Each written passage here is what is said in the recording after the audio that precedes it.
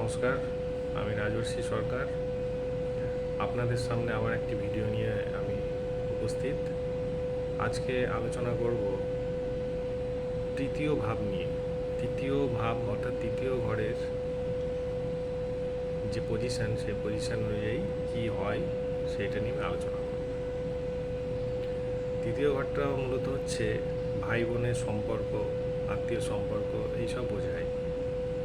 তো বর্তমান সময়ে দেখা যাচ্ছে যে ভাই বোনের মধ্যে সম্পর্ক ছিন্ন হয়ে যাচ্ছে বিভিন্ন কারণে।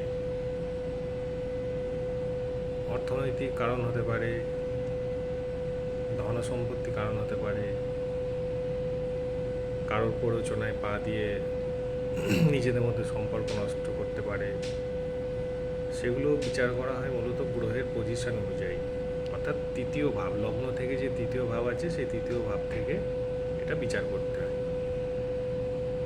যদি কোনো খারাপ গ্রহ দৃষ্টি থাকে তৃতীয় ভাবের উপরে, বা কোনো বিরুদ্ধ গ্রহ যদি বসে থাকে, বা রাহুর যদি দৃষ্টি থাকে, বা কেতুর যদি দৃষ্টি থাকে, কেতুর কোনো দৃষ্টি হয় না, তা যদি খারাপ পজিশানে থাকে তাহলে সেক্ষেত্রে ভাইয়ে ভাইয়ে যে সম্পর্ক, সেই সম্পর্কগুলো খুব একটা ভালো হয় না, ভাই বোনের মধ্যে সম্পর্কটা ভালো হয় না।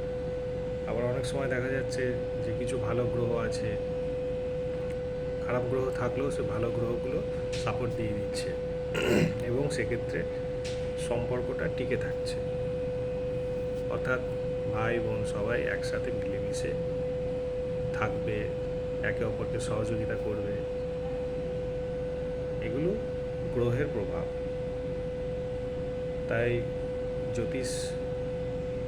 জ্যোতিষের কাছে আসুন এবং সঠিক পরামর্শ নিন যে আপনাদের নিজেদের মধ্যে সম্পর্কটা কেমন থাকবে, ভাই বোনের মধ্যে সম্পর্কটা কেমন থাকবে, কতদিন ভালো থাকবে, কী কী কারণে খারাপ হতে পারে, এইসব কিন্তু একটা জ্যোতিষী বলে দিতে পারে। তাই আপনারা আসুন এবং জ্যোতিষ পরামর্শ নিন। নমস্কার।